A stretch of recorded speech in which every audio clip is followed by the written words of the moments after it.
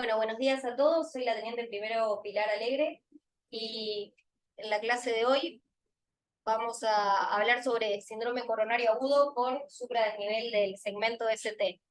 ¿Sí? Así que para iniciar vamos a empezar definiendo lo que es infarto.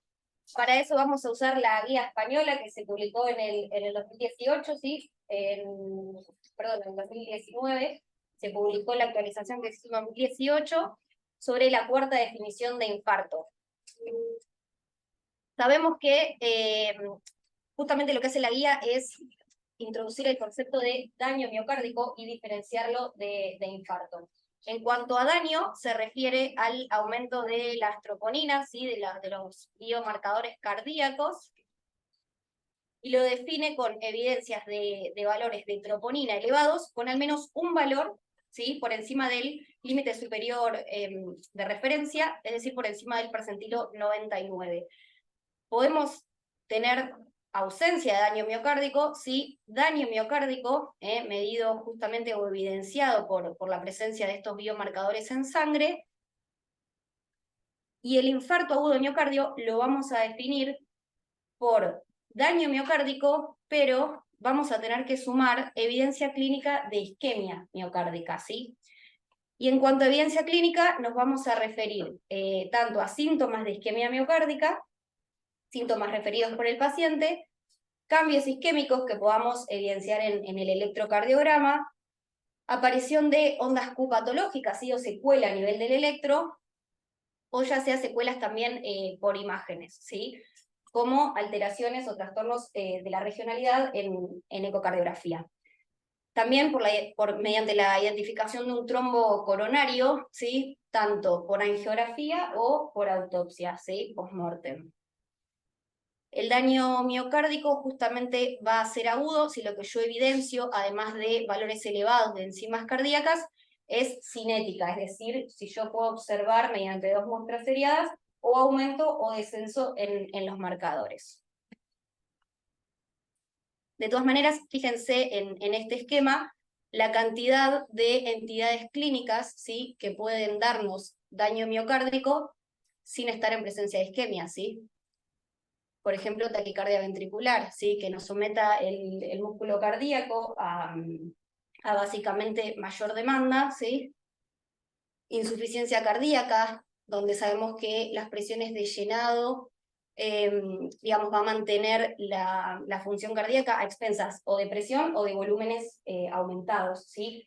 Y directamente, ese estiramiento de la fibra miocárdica puede generar que se liberen marcadores al torrente sanguíneo. Y no necesariamente está la patología, sí, el mecanismo de la isquemia interviniendo. Bien, en cuanto al diagnóstico inicial, ¿sí? Sabemos que las presentaciones clínicas de los síndromes coronarios agudos son más frecuentes por edad y sexo en hombres mayores de 45 y en las mujeres, como está el efecto protector estrogénico, ¿sí? Se evidencian un poco a una edad un poco más avanzada. En cuanto a factores de riesgo, los factores de riesgo cardiovasculares que ya todos conocemos: hipertensión, diabetes, dislipemia, tabaquismo predominantemente, obesidad, sedentarismo, y también en relación a los antecedentes familiares y otros factores sociales. Vamos a, obviamente, interrogar sobre enfermedad cardiovascular previa, que sabemos que aumenta muchísimo el riesgo, y vamos a indagar sobre la semiología del dolor. Sabemos perfectamente que muchas veces el síndrome coronario agudo se acompaña de otros síntomas, ¿sí? Tanto sea de náuseas, de vómitos, puede haber equivalentes anginosos, ¿sí? Como la disnea, síncope, mareos, palpitaciones. Entonces, ¿qué vamos a hacer cuando tenemos enfrente, ¿sí? Se nos consulta por un paciente con dolor de pecho o con ángor? Vamos a hacer un triage. Y acá en este triage lo que vamos a intentar diferenciar básicamente son 5 diagnósticos, ¿sí? Lo más importante obviamente es un infarto agudo de miocardio. En segundo lugar podemos tener angina inestable o lo que antes se llamaba IAM no Q, ¿sí? IAM que no deja secuela, o IAM sin elevación del ST. Podemos tener también dolor isquémico o angina estable, ¿sí? Como otra entidad diagnóstica. Hubo presentaciones atípicas con un electrocardiograma normal, ¿sí? Dolor atípico. y que el dolor sea estrictamente no cardiológico, o sea, dolor torácico de origen no coronario. Esos son los 5 diagnósticos que tenemos que barajar y que tenemos que poder abrir las aguas cuando tenemos enfrente un paciente con angor o dolor torácico. Entonces, sabemos que es bastante frecuente que, aunque el paciente esté cursando con un infarto, la clínica sea silente, sea inaparente o tenga presentaciones atípicas, ¿sí? Esto es más frecuente en mujeres y en personas añosas. Entonces, ¿cuál es la herramienta que nosotros tenemos a nuestro favor y que utilizamos muchísimo? La unidad de dolor torácico, ¿sí? Súper importante. ¿Qué hacemos en esta unidad de dolor? Básicamente el objetivo es lo que comentábamos recién, llegar al diagnóstico diferencial, ¿sí? Poder definir si es dolor isquémico, si son otros diagnósticos potencialmente serios como disección aórtica, TEP, pericarditis, otros diagnósticos que quizás no son, digamos, de tanta urgencia. Otro objetivo de la unidad de dolor es el tratamiento de las complicaciones tempranas que el paciente va a presentar durante el infarto e iniciar rápidamente la terapia del síndrome coronario agudo, ¿sí? Bien, ahora nos vamos a meter un poco en la fisiopatología y el que vendría a ser un poco nuestro enemigo, que es la aterotrombosis. Sabemos que es una enfermedad difusa, ya lo charlábamos un poco en el Ateneo, ¿no? Los pacientes con infarto agudo de miocardio tienen un 33% de probabilidad de presentar un accidente cardiovascular o vasculopatía periférica asociada, ¿sí? Es una enfermedad justamente difusa o multisistémica. Es heterogénea y es multiforme, las lesiones arteriales van a estar en distintos estadios de evolución en todo el organismo, y es más importante la composición de la lesión que la severidad, ¿sí? Ahora después vamos a retomar sobre este concepto.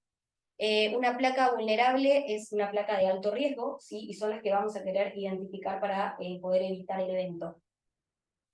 La aterotrombosis es una enfermedad multifactorial, se estudiaron más de 270 factores, es una enfermedad que involucra muchos genes, tiene mucha base inflamatoria en su fisiopatología e inmunológica.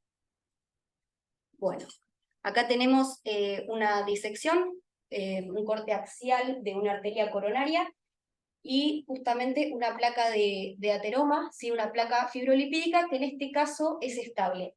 ¿Por qué decimos que es estable? Fíjense sus componentes, ¿sí? La estructura de la placa se conforma por un núcleo lipídico, que es este que están viendo acá, donde básicamente van a estar los macrófagos, ¿sí? Cargados de lípidos, y una capa fibrosa que fíjense que en este caso tiene un espesor considerable, ¿sí? Y esto es lo que queda de remanente de luz del vaso. Esta capa fibrosa va a tener colágeno, va a tener fibras musculares lisas, ¿sí? Ahora, dentro de lo que es la clasificación clínica del infarto de miocardio, en realidad de lo que son los síndromes coronarios agudos, ¿sí? Recién estábamos hablando que el paciente se presenta con clínica de Angor, entonces siempre que tengo un paciente con angina, voy a pensar en síndrome coronario agudo, ¿sí? Y a partir de ahí voy a clasificar de acuerdo a si yo evidencio supradesnivel del ST o sin elevación del ST en electrocardiograma.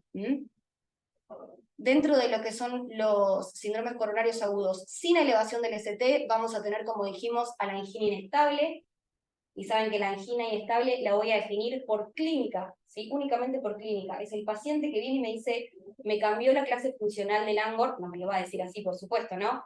¿Qué me va a decir el paciente? Yo antes caminaba 3 cuadras y empezaba con el dolor de pecho, ahora voy hasta el baño y ya me duele el pecho. O me falta el aire, ¿sí? Como equivalente anginoso.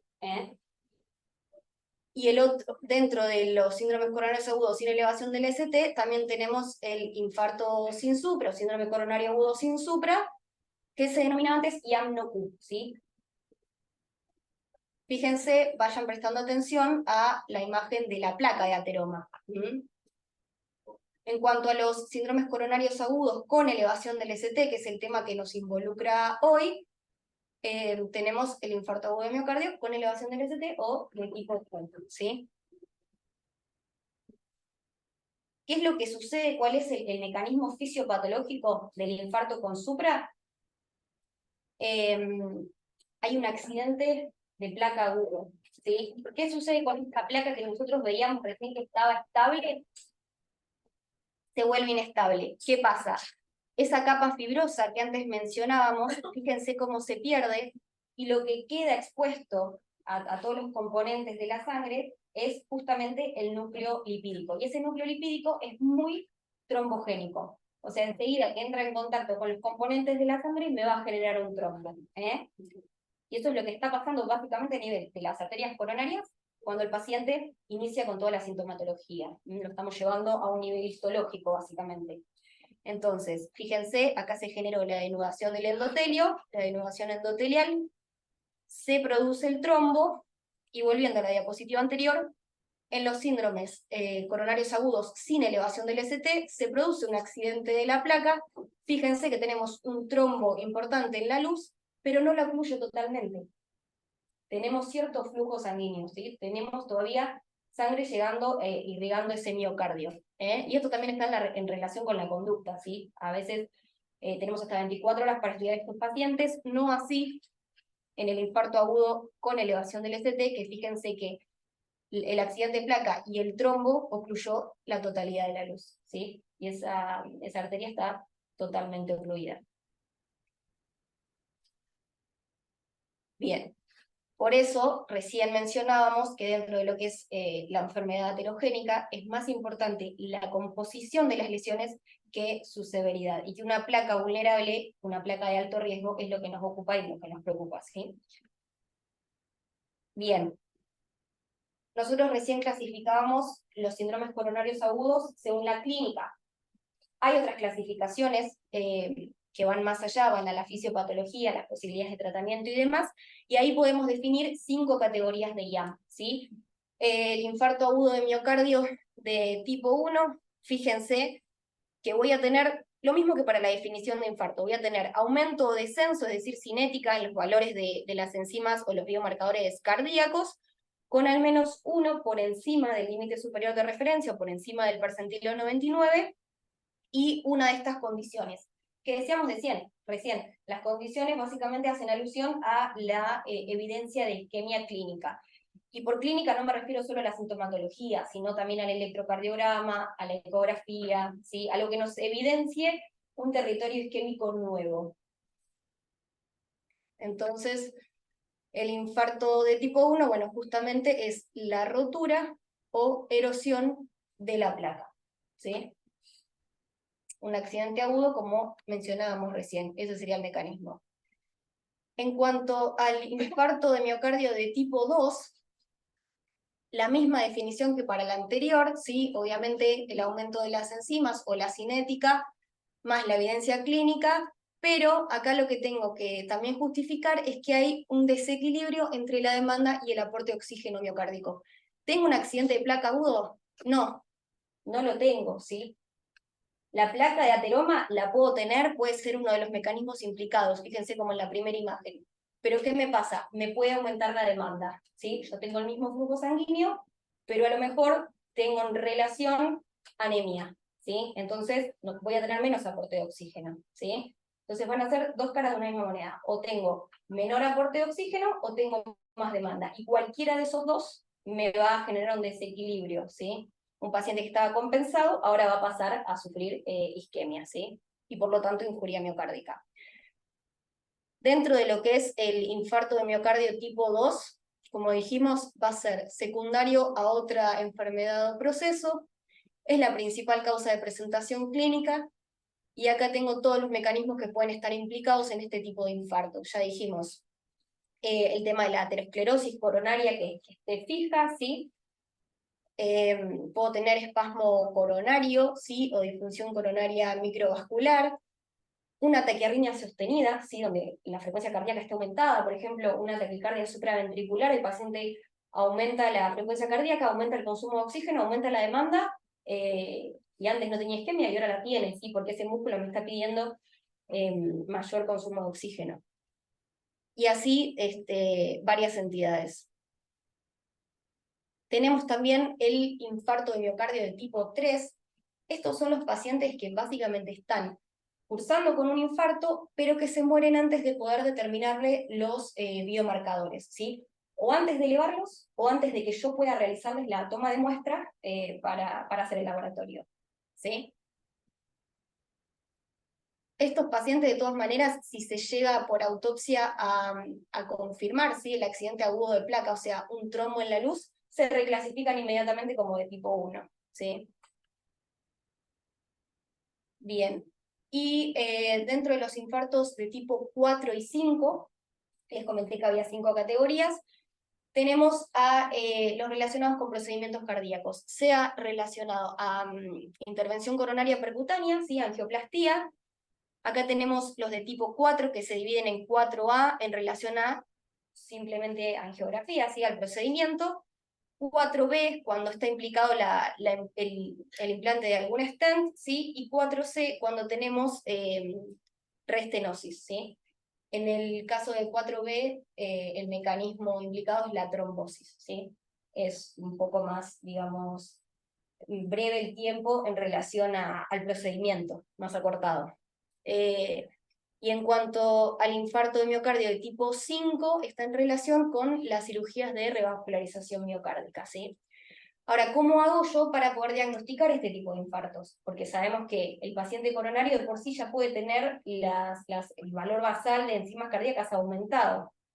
Entonces, en pacientes que tienen el valor basal normal, ¿sí?, vamos a considerar positivos el biomarcador cuando tenga, si se realizó una angioplastía, el valor multiplicado 5 veces, o sea, 5 veces elevado. Siempre, obviamente, partiendo de que tiene que estar mayor al percentilo 99, ¿no? Y en el caso de que se haya realizado una CRM, tengo que tener 10 veces el valor basal, ¿sí? Esto siempre y cuando el paciente tenga los valores normales. Ahora, cuando tiene los valores ya aumentados, porque sabemos que si el paciente, no sé, hizo una angioplastía de urgencia y venía infartado, entonces ya venía con las troponinas aumentadas, ¿sí?, o el biomarcador que elija, vamos a tener que tener un aumento de un 20% de esos valores basales, ¿sí? Además de que estén por encima del percentilo 99. Bien. En cuanto al diagnóstico inicial, vamos a realizar un electrocardiograma y lo vamos a tener que realizar antes, o sea, como mucho tardar 10 minutos. Tenemos que tener el diagnóstico, poder diagnosticar si es con supra o sin supra en 10 minutos. Ese electro de 12 derivaciones tiene que estar en ese tiempo. Después, cuando el paciente ingresa, ya sea que estamos en una ambulancia o lo recibimos en la guardia, vamos a tenerlo monitorizado, ¿sí? Y después vamos a considerar el uso de derivaciones adicionales, ¿sí? Si nosotros estamos sospechando un infarto de cara posterior, vamos a sumar derivaciones posteriores como B7 y B9, si estamos sospechando obviamente lesión de la circunfleja, y si estamos sospechando un infarto de cara inferior, vamos a sumar derivaciones precordiales derechas, ¿sí? B3R y B4R, ¿sí? Y en cuanto a la toma de muestras para los marcadores serológicos, para las enzimas cardíacas, bueno, hay un montón de algoritmos, ¿sí? En nuestro hospital en general tomamos la muestra en el momento cero, que es cuando yo realizo el diagnóstico, con el electro. A partir de ahí se considera que empieza a correr el tiempo, digamos, para ver qué estrategia de revascularización yo voy a iniciar.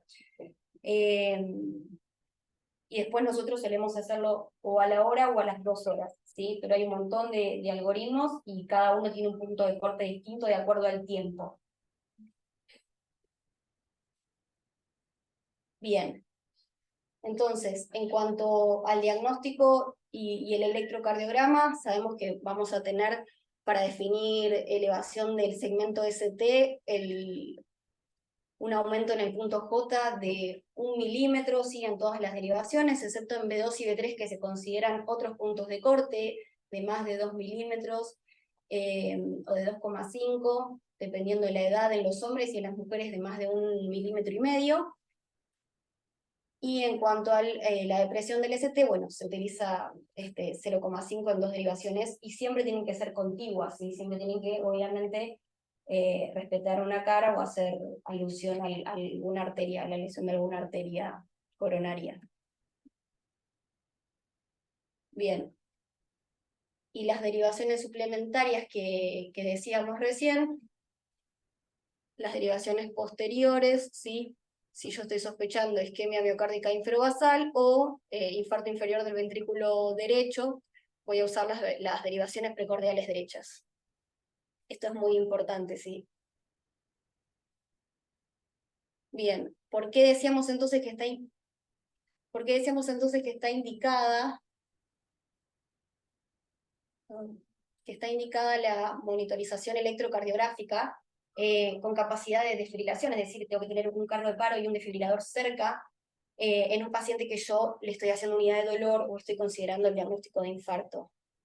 Porque el mayor riesgo de fibrilación ventricular, fíjense que ocurre dentro de las primeras 4 horas de iniciados los síntomas, ¿sí? Es casi el 50% de las muertes se producen antes de llegar al hospital, ¿sí? Y justamente la principal causa son las arritmias. Padecen fibrilación ventricular entre el 4 y el 18% de los pacientes que sufren un infarto, ¿sí? Por eso es tan importante tenerlo conectado al monitor. Y la presencia de fibrilación ventricular incrementa la mortalidad y las complicaciones intrahospitalarias, pero no incrementa la mortalidad a largo plazo. Entonces, si nosotros podemos resolver ese evento agudo, ¿sí?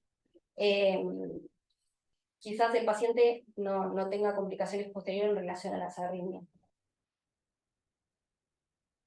Bien, ya hablamos de los biomarcadores, los de elección son justamente las troponinas, ¿sí? Troponinas cardíacas, tanto la troponina I, que es más exclusiva de tejido miocárdico, y la troponina T también puede usarse, pero se ve que muchas veces aumenta en relación a daño de músculo esquelético no cardíaco. Entonces, se recomienda también la utilización de las troponinas de alta sensibilidad, ¿sí? O ultrasensibles, que se denominan.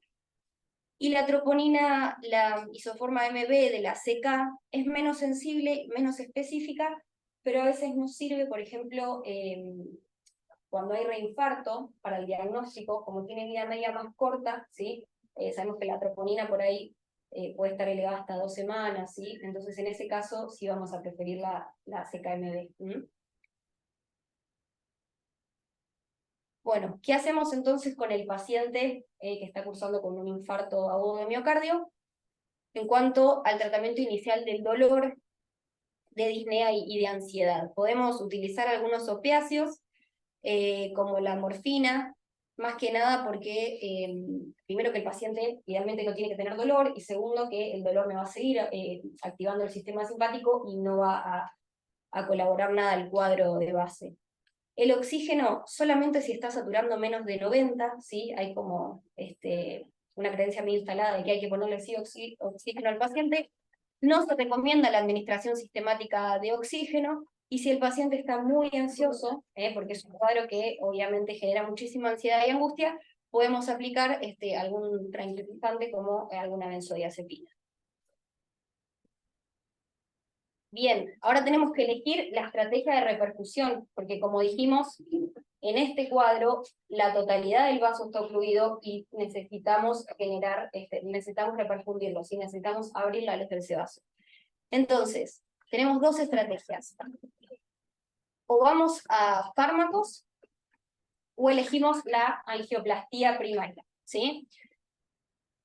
Entonces, ¿en relación a qué vamos a elegir?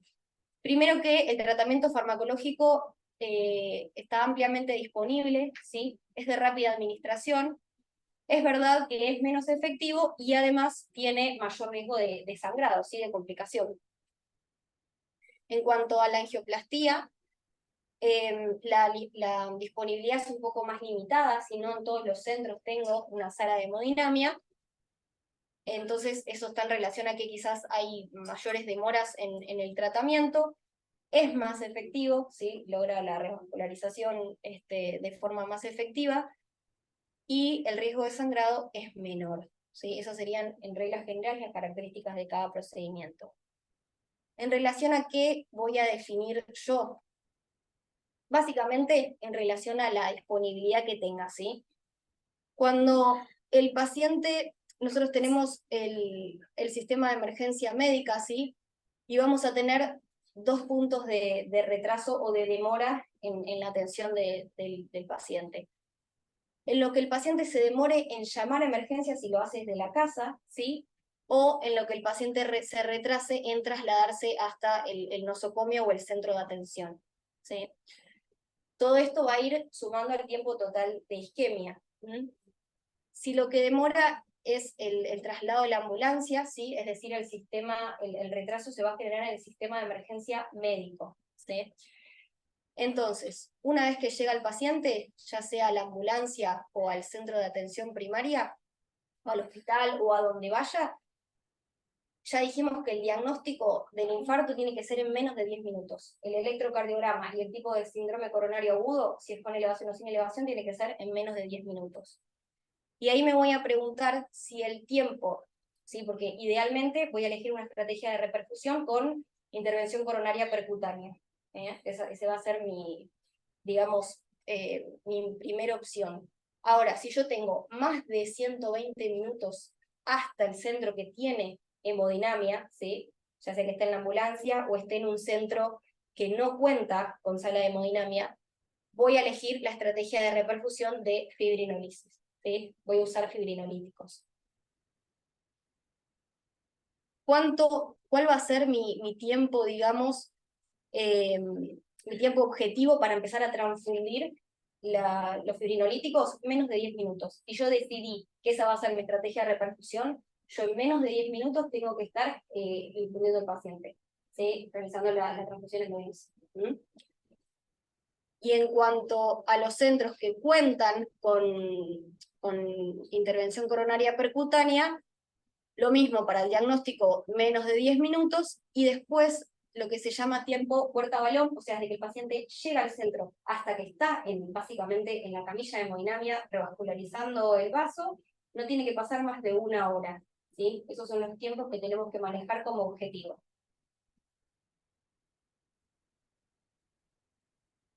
Entonces, como dijimos, la angioplastía primaria va a ser el tratamiento de repercusión de elección y idealmente se va a realizar dentro de las primeras 12 horas. Bien, como decíamos recién, si yo tengo más de 120 minutos al centro que tiene sala de hemodinamia, voy a elegir la estrategia de fibrinolisis. ¿Qué puedo hacer? Si yo estoy trasladándome en una ambulancia, ¿sí? Idealmente tiene que la ambulancia contar con, así sea equipo de paramédicos, tienen que estar capacitados en realizar el electrocardiograma y en la administración de estos fármacos, ¿sí? Y las unidades de traslado tienen que contar con un sistema de monitoreo, ¿sí? Entonces, idealmente vamos a empezar a administrar los fibrinolíticos en contextos prehospitalarios. Bien, y está indicada una estrategia de intervención coronaria de rescate en caso de fracaso de la fibrinolisis. Yo pasé los fibrinolíticos, pero los criterios de repercusión son negativos, ¿sí? Tengo resolución del segmento ST de menos de un 50% a la hora o a la hora y media de la administración. El paciente presenta inestabilidad hemodinámica o eléctrica, o en vez de mejorarme el dolor, me muestra empeoramiento de la clínica, empeoramiento de la isquemia, o continúa con dolor torácico persistente. Si eso me habla de que la estrategia no fue efectiva. Bien, la readministración de fibrinolíticos, y esto es súper importante, no demostró beneficio, ¿sí? Así que se desaconseja, ¿eh?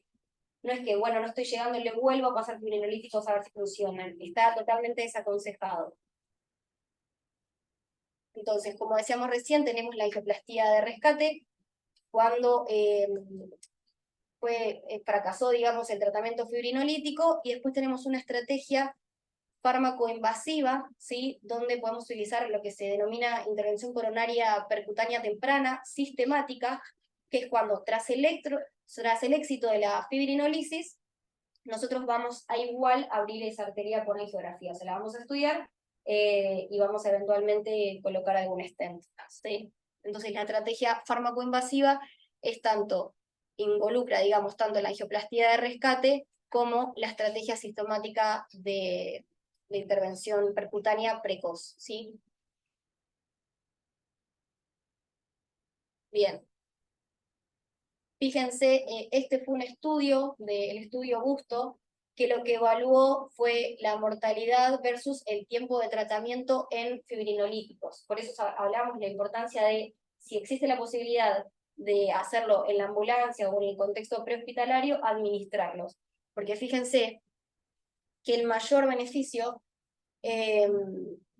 beneficio en los pacientes de alto riesgo, incluidos los pacientes ancianos, se evidencia en las primeras 2 horas del inicio de los síntomas. Y se recomienda su aplicación también dentro de las primeras 12.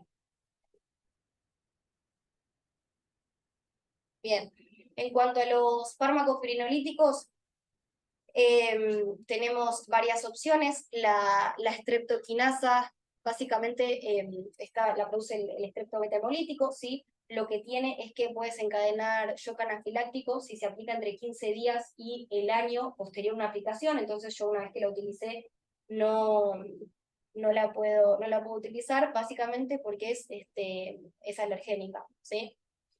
En cambio, tenemos los fibrinolíticos que son recombinantes, que son el Alteplas, el Reteplas y el Tenecteplas, que lo que tienen es que interaccionan solamente con la fibrina que está formando el coágulo, ¿sí? No actúan con el plasminógeno que está a nivel sistémico, por lo tanto presentan menos complicaciones y menos riesgo de sangrado. Esos son los que se utilizan de elección. Bueno, ahí están las formas de aplicación y demás. Por supuesto, vamos a usar fibrinolíticos siempre y cuando no haya contraindicaciones, ya sea absolutas o relativas, y dentro de las absolutas, las más importantes son hemorragia intracraneal previa, cuando sea, digamos, a lo largo de la historia de vida del paciente, en cualquier momento, o que haya tenido, el paciente menciona un ACV que no sepa si fue isquémico o fue hemorrágico. En ese caso, no le vamos a administrar fibrinolíticos.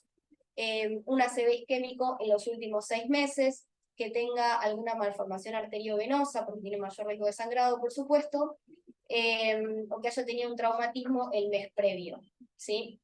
Después, bueno, otros trastornos hemorrágicos y demás. En cuanto a la valoración del riesgo, ¿sí? Existe lo que se denomina el score de TIMI, que justamente evalúa la mortalidad en relación a la clínica del paciente al momento del infarto. Tiene 4 categorías. El KILIP 1 es un paciente que no evidencia signos de falla ventricular izquierda. El tipo 2 puede ocultar a la clínica estertores crepitantes o húmedos, tercer ruido, ¿sí? O aumento de la presión venosa central. El KILIP 3, ya el paciente se presenta en falla cardíaca aguda, en edema agudo de pulmón. Y el KILIP 4, ya estamos hablando de shock cardiogénico, ¿sí? Ya está con necesidad de inotrópicos y otro tipo de soporte. Fíjense, en un KILIP 4 ya tiene una mortalidad de un 81%, ¿sí? Lo que evalúa es mortalidad a los 30 días, posteriores al infarto.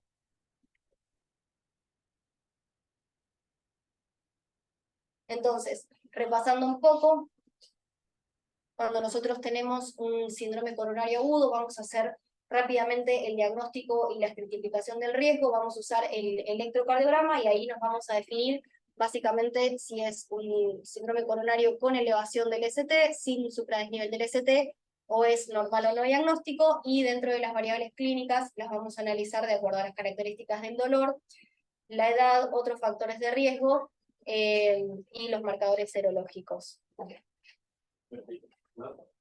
Entonces, en cuanto a las medidas iniciales, sabemos que es importante la historia clínica, obviamente hacer un monitoreo de los signos vitales, el electro, que mencionamos que tiene que estar antes de los 10 minutos y ser de 12 derivaciones, el monitoreo, estar atentos a la saturación, siempre tener accesos, ¿sí? Por lo menos 2 vías periféricas, 2 vías venosas periféricas, para poder ya ir todo esto se tiene que dar en simultáneo, ¿se entiende? ¿Sí? No voy a demorar la estrategia de revascularización por estar sacándole muestras para medir los marcadores serológicos, de ninguna manera, ¿sí? Y en cuanto al tratamiento, ya hablamos de las indicaciones de la aplicación de oxígeno, vamos a utilizar aspirina o venodilatadores, vamos a utilizar morfina si el paciente está con mucho dolor.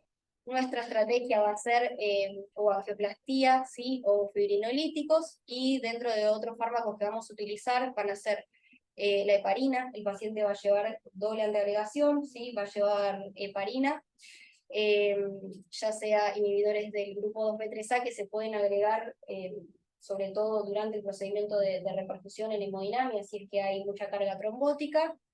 Si no, voy a utilizar los del grupo inhibidores de la proteína 2P12, ¿sí? Que son el clopi, el ticagrelor y prasugrel, los que utilizamos mayormente.